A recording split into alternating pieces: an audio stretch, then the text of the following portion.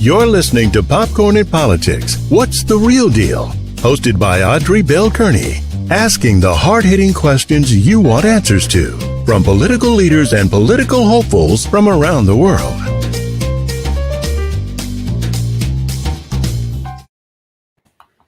Hello, and welcome to another edition of Popcorn and Politics. I'm your host, Audrey Bell Kearney, and guess what? I got a co-host, Derek J. Wilson. Welcome to the show. How y'all doing? Thank you. I'm excited to be here. So next week when y'all hear the intro for the show and see the graphic, it won't just be me. It'll be me and Derek. All right. Because Derek already told me what happened to my name on the bottom of the graphic. I'm like, oh, I forgot. Then I realized when I was in the kitchen trying to cook and rush, his name is not even in the audio for the intro, but that's okay. We'll fix it by next week.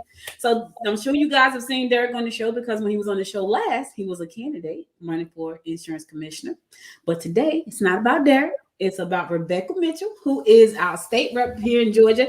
And so when Rebecca and I met last year, she was on a campaign trail in the midst of a pandemic. And so I'm going to let her introduce herself to you guys and let a little bit about her background before we get into the work that she's doing here in the state of Georgia. So Rebecca, welcome to the show. We can't keep her. I can't listen. If you start coming in the room over here in the comments, and I see a comment already, we can't keep her because she has another event to run to. But before that, Rebecca, go ahead, introduce yourself and let people know a little about your background. Sure. Hi. I am the state rep for District 106. Which is most of Snellville, a little bit of Grayson, a little bit of Loganville, a little bit of Lawrenceville, and a little bit of unincorporated Lilburn, just because I wanted to really represent 5 unique areas of Georgia. But I actually come to politics recently. I come from a background of public health.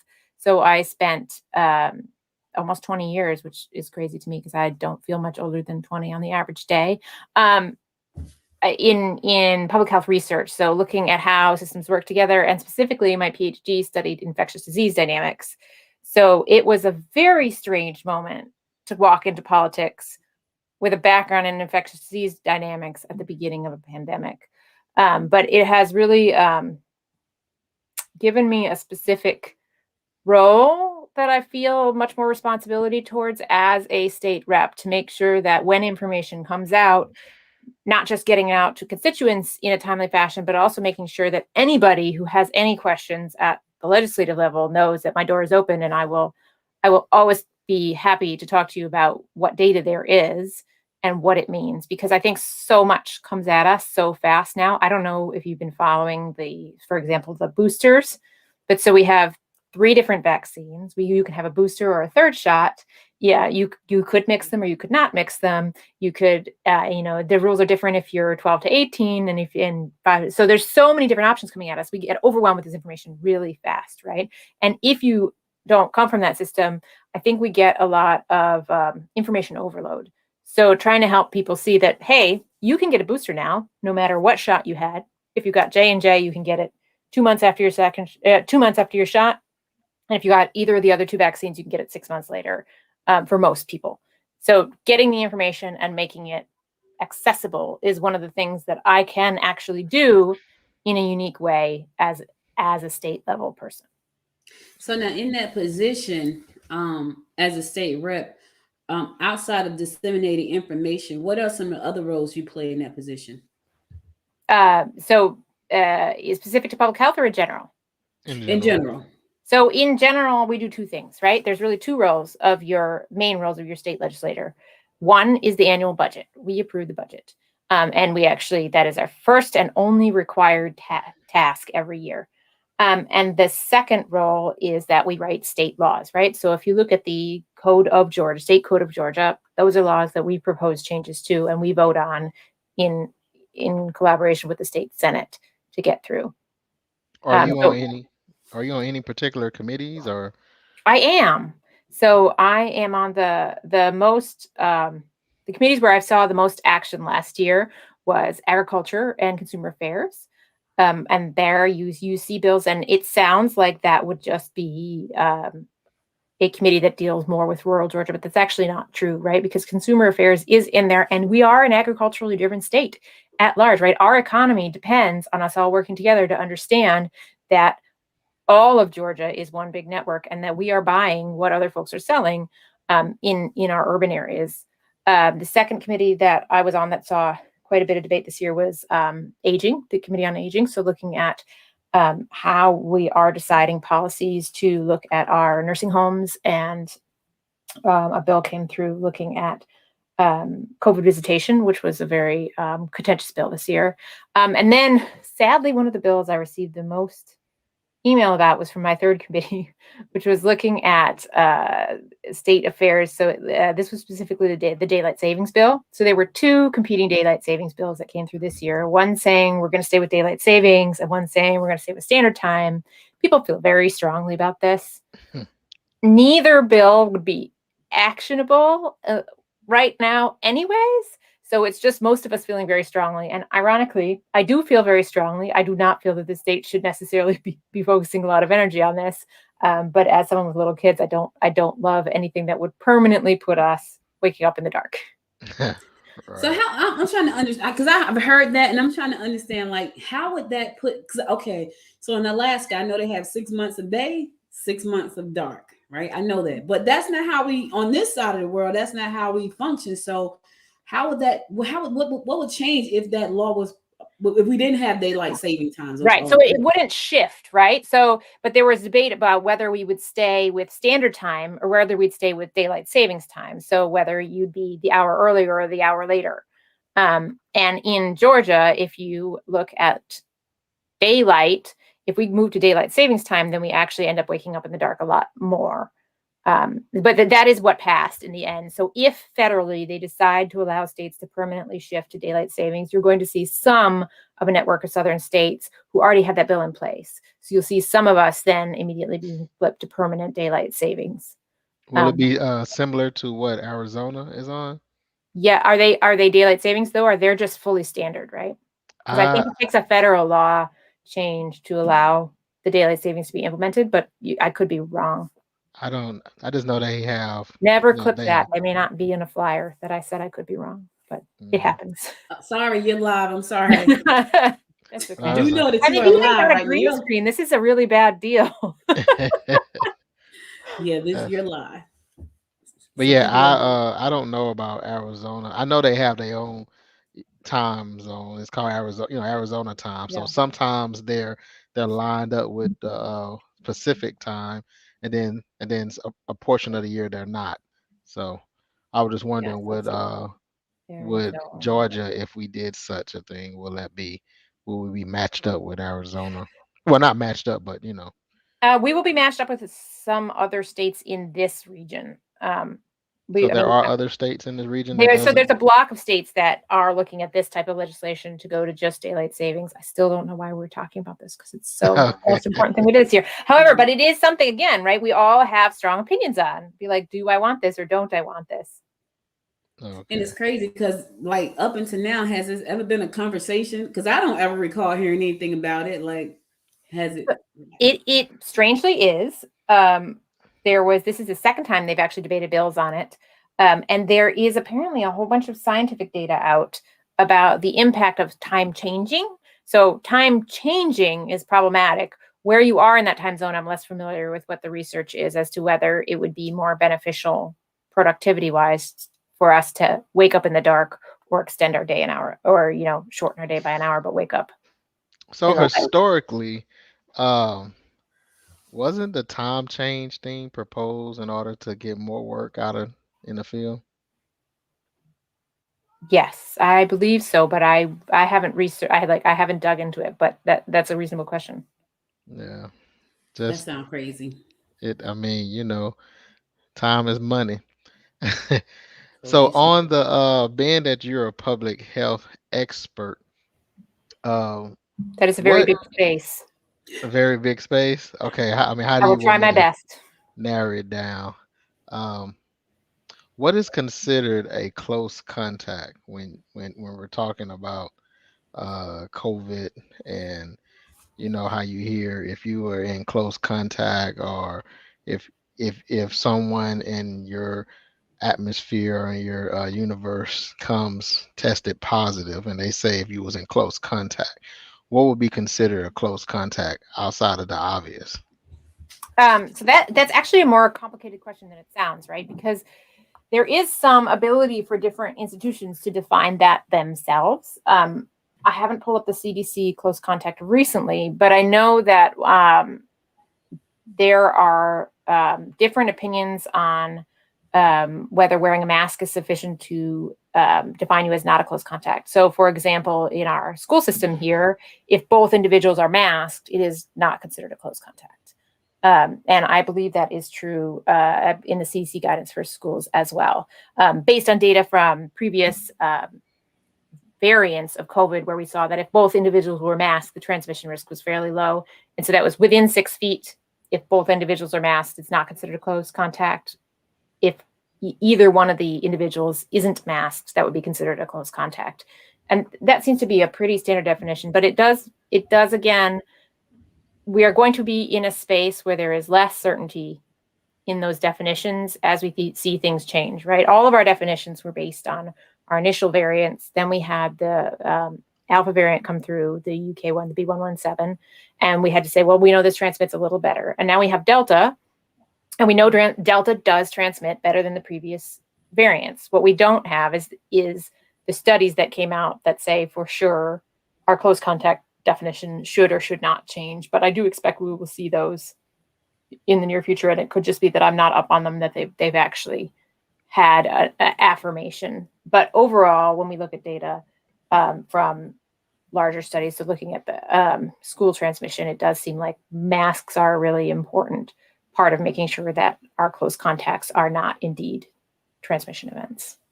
One of the things you said Alpha, like I didn't hear a lot about Alpha, but we heard a lot about Delta. And then right after that, I heard about Lambda and Mu, but we haven't heard a lot about Lambda and Mu. So where are we when it comes to the different variants right now? We heard a lot about Delta, but the other three, not so much. Yep. So they changed.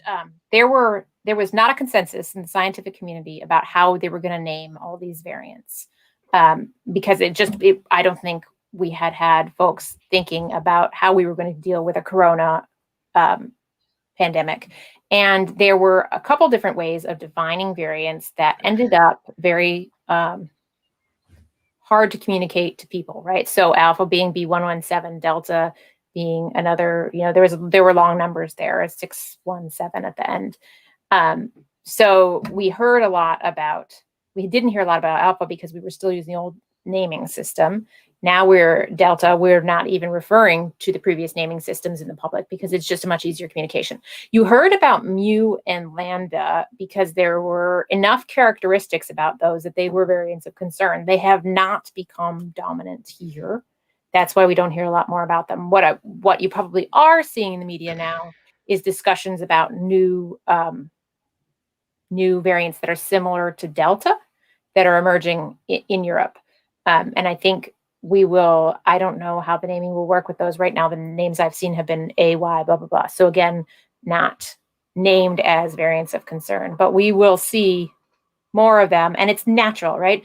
Even if nothing changed about transmission, we are still going to get new variants because not every variant changes something that makes the virus better or worse. Sometimes it just changes, right? If I have a kid, my kid looks a lot like me, but not exactly like me.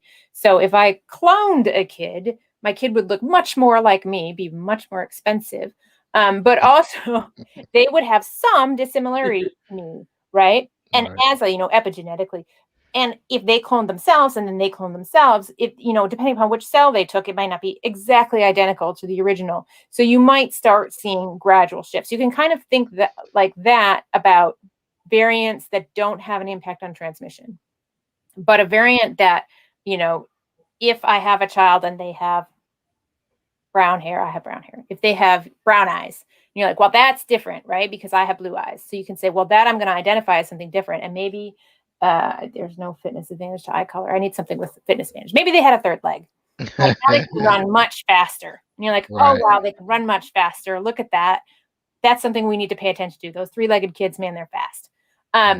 So that's kind of the idea with looking at the named variants. There's something about that variant that the scientific community has said, this is different, and we need to be concerned about how this is going to impact transmission. But overall, there are lots and lots and lots of changes happening all the time. They don't matter. They don't matter to how it's impacting us. So from I would like to get your scientific input on this. Uh, what is your response to people who are not necessarily anti-vax, but are concerned the fact that we're now at the third vaccination within the 12-month time frame, and with all the variants coming, or could be possible, how many vaccinations would we think is a good idea in order to fight this virus? So that's a really a reasonable question, right? Right. So there are some there are two different questions going on there, right? So one of the questions is, how long does our vaccine protect us for? And another question in that is, how many vaccines do we need to reach a sustaining level? So how many times do we need to get it? And then the third question is, are we going to see more boosters that are actually not boosters, but are a change to deal with new variants? Right. So those are three totally separate elements. But one of them, you can say, there are several vaccines we get where we do get a 3-dose series already. We just don't remember them. So living in the ocean of children that I do, rotavirus is a 3-dose series. There's a couple more that the 3-dose series aren't unheard of for vaccines. So right now, are we in a 3-dose series, or are we in an annual booster situation? I don't know. And given that the boosters have just rolled out recently, I think we'd have to wait and see whether you're seeing sustained immunity for the boosters, so that they'd say 3, or if we're going to move more to an annual model. But the question with the annual model, so flu is an annual vaccine, right? But the reason we get flu annually isn't necessarily because the last vaccine we got is no longer effective because our immunity got worse. It's actually because the flu that comes at us every year is different, right? So because flu, as it travels around the world, picks up mutations, when it comes back around the next season, it looks different. So we build our vaccines with the expectation that it's going to look different. So it is also possible that we will see that with coronavirus.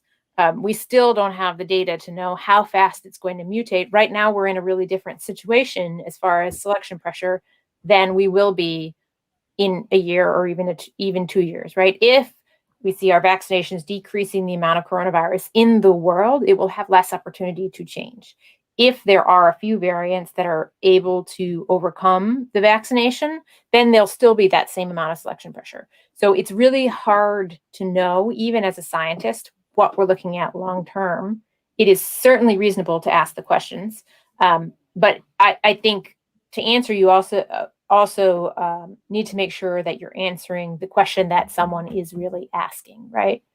So maybe turning back to you, are you asking me, is it unusual to have a 3-dose series?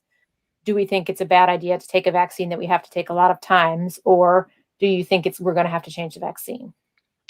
Well, me personally, I don't remember a 3-dose, but you were very small. Oh, you know right. what? I don't know that the rotavirus was even approved when we were younger.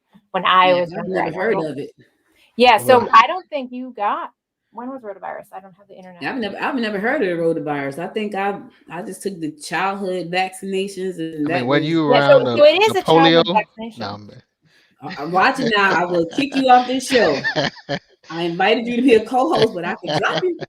I'm going to Yeah, remove you so from the stream. rotavirus vaccine, you get it 2 months, 4 months, and 6 months, and I don't think we got Okay, it well, as kids. I do remember my You kids kids got having a okay, I do remember that. it. Yep. So, but because I haven't been keeping up with it, I don't know if I supposed to get a booster or not. Last I heard it was Yes, you 65 are, friend. and I up. know you. I Okay. know you personally. Yes, you are. Oh, well, we're not. You want to go together? I'm going on Monday. Yeah. Sure. All right, Yeah, we that's a big can. deal. It means I got to clean my car, though. Oh, So, okay, so as far as the booster, okay, so now you get a booster. At what point would one say, okay, hold on, let's see where we are when they start talking about a fourth or a fifth, or like how many shots down the line, and then will this shot be if the fourth shot, is that the first of an annual shot, or is that really a fourth booster? Like how many of these? That's a great question, right? That's a great Yeah. question. We don't have that data yet because we don't know what it's going to look like yet, right? We know that the boosters make people's immunity go up dramatically, right? And protect people dramatically. So there was just recently a paper looking at Pfizer boosters and comparing how well they protected the boosted individuals relative to the people who only had the first 2 shots if they were more than 6 months out. And I think in that paper, there was a 90% reduction in whatever their endpoint was, which I believe was hospitalization among the people who got boosted versus the people who only had 2 shots. So in that situation, you could say, wow, this really is much more protective, but we're still left with the question of, is that long-term or is that short-term? I mean, because coronavirus is kind of a cold virus, right? There are other coronaviruses we get that give us colds. When you look at how long we sustain natural immunity to those colds, it is not lifelong, right? You're still going to get it again. And I think that cycle, don't quote me exactly because I have not looked this up in a very long time, but it's only a few years. So we don't naturally produce a whole bunch of protective immunity for a coronavirus. It may be that this one with a vaccine, we do. But I also would not be unsurprised to see it be like a tetanus model or a Tdap model, right? Where those are every 7, tetanus. If you step on a nail, which you might do at my house because, children leave things everywhere.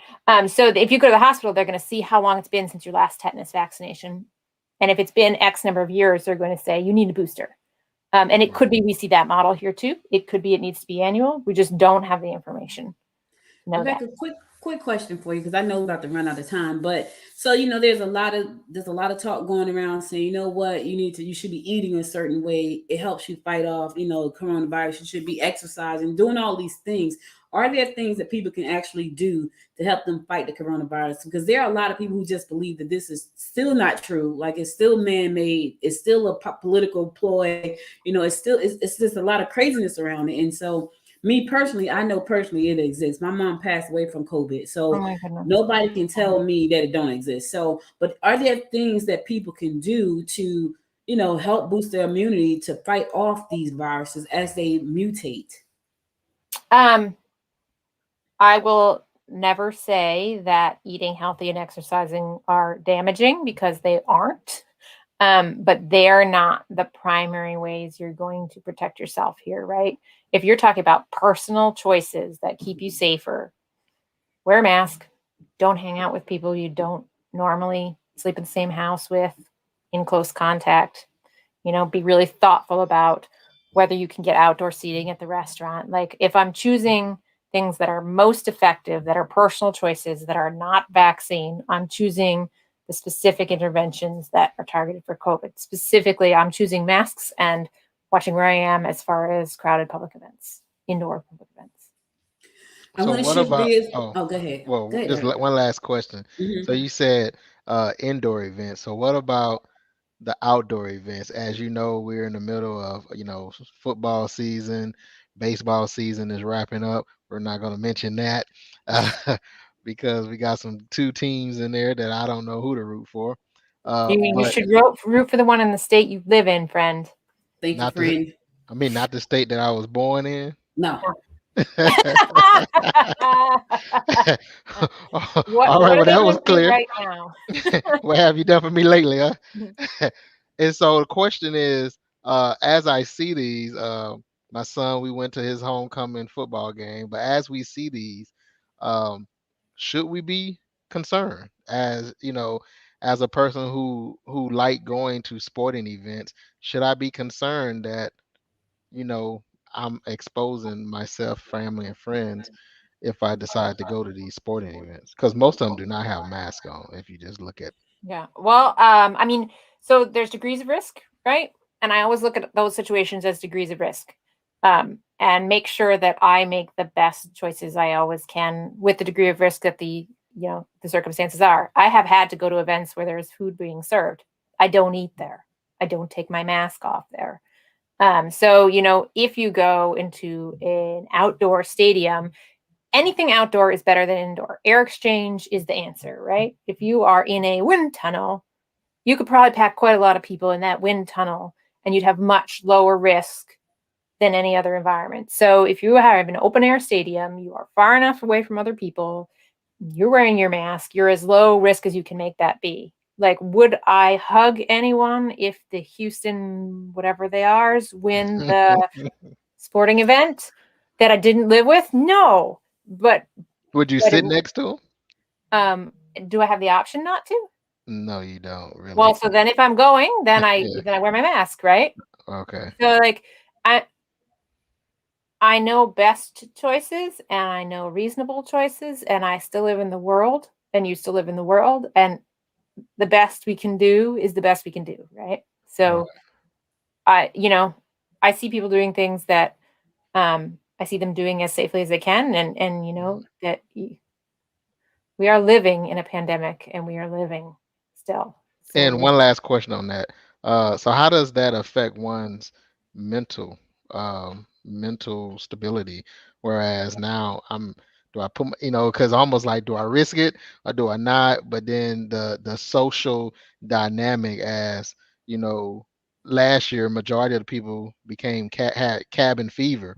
So how do you, like, what is the mental I guess, like, at the end of this pandemic and we look back, what do you think the scientific data would say the mental stability of our world really after going through this pandemic? I mean, well, you don't even have to get to the end, right? There's already data out on how hard this is. This is hard for everybody. It is not made easier by someone in your family getting very sick. Right. So we have to find that balance for us. And because we have the option of vaccines, because we have the option of masks, because many events are requiring people to show vaccine proof or wear masks, or have a test, we really do have an environment where we can make some very much better choices that are very helpful for our mental health, right? I'm having an event today. It is outdoors. I am seeing people. Because I need to do that, right? I am still, I am also on this island where someone left all these children. And I also need to be aware that, like, being an adult human in a social space is important for me. So if I had your kid, I'm going to the outdoor football games. I'm wearing my mask. I'm not sitting near anybody who is wearing anything that might indicate that they would prefer that they be higher risk, but I'm going. I was out this morning. I was out early this morning. I had to go volunteer this morning at the community food bank in Atlanta, which is beautiful, by the way. I don't know if you guys ever been there, but it is a beautiful facility. And it was people that I had never met before that were there, and we all had masks on the entire time. And it was, and nobody cared. But what I thought was pretty cool, they had this really, I'm a tech geek. They had this really cool thermometer when you walk in, right? So when I walked in, I didn't have my mask on. It said, "Put your mask on." And I was like, "Oh," that's what the computer said to me. The computer said, "Put your mask on." I was like, "Wait a minute." So I put my mask on, and then it took my temperature. It was so crazy. I was like, "Oh my God." It stood up. It was about 4 feet tall. And I walked up there with my mask kind of under my chin. It was like, "Put your mask on." And I was like, holy crap. So, do you think that we're going to see more of this moving forward? Because right now we have the boosters, we have the vaccines. We probably have new pharmaceuticals coming out to help protect us. But do you ever think that we'll be in a position where we can totally remove the mask and kind of just deal with this like a flu? We definitely, this is not forever. This is not our whole lives, right? I mean, we've got so much going on right now. We have so many people who are still at very high risk. I mean, this is 100% temporary. Will we ever get to a Tamiflu of COVID? We do already have. There was recently a drug that I got on EUA, I believe, from Emory. And there was discussion because the price point is so high, right? Relative to it, at a public health level, it behooves us to make sure that we think about, even if the drugs are nearly as effective as the vaccines, preventing the infections are still the better approach, right? Because by the time you get the drugs in there, you may have already transmitted to someone else. So if we have the option, we want the vaccine. We will see more treatments coming down, and I pray that everyone that is more effective is a great contribution, right? If this is completely solvable with treatment. That's magical and that's wonderful. But there's no cure for viruses, right? Because that's the difference between a viral infection and a Disease. bacterial Yeah, so infection. you're right. There are many, many fewer options, right? All of our antibiotics work on bacteria, but Right. Tamiflu is a functional. I mean, we treat HIV, right? That has also medications that work for it. So it's a different antivirals are a different class. There are fewer of them, but we are seeing some come out for this that do seem to be working fairly well, and I am very encouraged to see that. Right? I don't think. At a public health level, it's extremely hard to put in an adult vaccination program. It always has been. It will continue to be. If we start being able to see that we can manage the pandemic and get the incidence down, and we are in a position where, as our childhood vaccinations catch up, we will be in a lot safer space, and we can manage that group of people with treatment. We're going to have many fewer deaths, which would be amazing, right? We are still having an incredible amount of deaths from COVID. Yeah. And I think we're seeing the numbers come down from this enormous peak and feeling like, oh, it's okay now. It's not. The last numbers I saw from Gwinnett County Public School System, looking at 5 to 17, this was maybe 2 weeks ago, was saying that we were more than 500 cases per 100,000 in that population in 2 weeks. So it's better, but it's still quite bad. And so What do you? yeah, Oh, sorry. sorry. Oh, I said. So what do you say to the person who say, "Well, I'd rather wait till the treatment instead of taking the shot," because of course, everyone doesn't take the flu shot, but of course, if you get the flu, you have the option of Tamiflu. Yeah. So, I mean, I don't know where we are with dissemination of treatment options at this point. I would never recommend getting a disease rather than preventing it, especially not this one, because you don't know what that disease experience is going to look like for you. And unfortunately, doing all the things that you believe keep you healthy don't seem to be perfect protectors, right? Right. But how far off do you think we are from a Tamiflu type Tamiflu type medication? model. Oh, Yeah. I think it's too hard to predict Okay. that. I don't know. Right. I mean, hopefully tomorrow, right? The best case is tomorrow. The worst case is, a long time. Okay.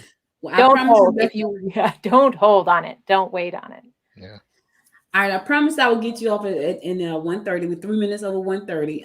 Because I know you have another event, but I would love for you to come back because we didn't get a chance to talk about your first 100 days, or at this point you're almost a year in, and some of the things that you have planned. So I would love to have you come back when you have some time in your schedule to talk about some of the things you have accomplished in the office so far, and some of the things that are on your agenda to accomplish moving forward. So any closing remarks before you go? Because I know you have to go, and I promise, and I try to keep my promises. Yeah. Thank you. How can someone reach you as well?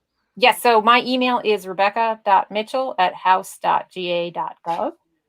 And you can also find me on Facebook. And I would close with, I think one of the most important things we do is advocate for what the people in our districts want. That's literally our job. The only way we know what you want is if you actually reach out and tell us. I go to a bazillion public events. I think everyone probably tries to. I talk to people as much as I can, but it's 60,000 people whose voices should be heard. So when you see something you don't like, write us. When you see something you do like, please write us. Please write us. Because actually, it sounds trivial, but we need to know when we're fighting for things that we think are the right things, that people actually do support those choices, as much as we are very clear on the choices that people don't support, because we do generally tend to get that feedback a lot easier. But yeah, we work for you and we are supposed to represent you. So if you feel like you're not being represented, let us know. Rebecca, what's that email again? Rebecca.mitchell@house.ga.gov. House. And do you have a website or anything? Yes, I am RebeccaForGeorgia.com, and I'm also Rebecca for Georgia on Facebook. I am a Facebook person because I am old. So that's where you see a lot. I got an extra H in my last name there. That's okay. Michelle. Michelle.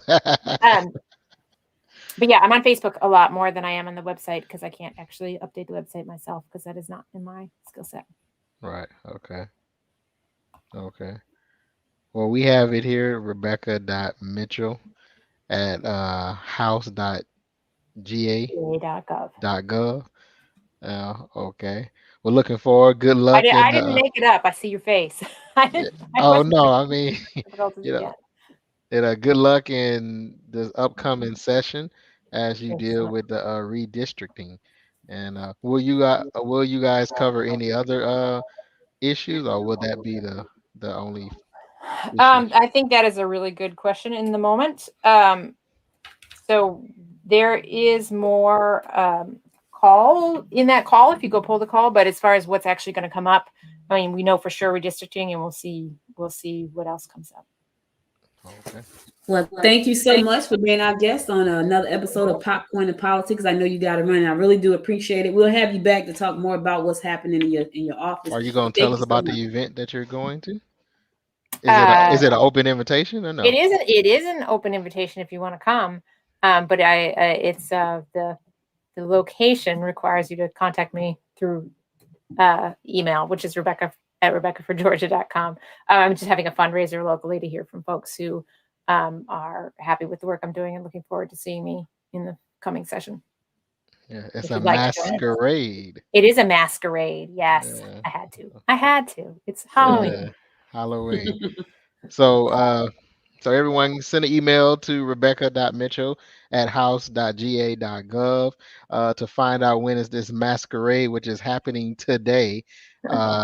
If you would like to participate and join. She's also, since she's not going to ask, she also will need donations, being that, she is running for re-election, one can assume. Yes, as long as I am granted the privilege of still representing a district, I think I am trying very hard to be very good at this job, and I hope to be able to continue to do so.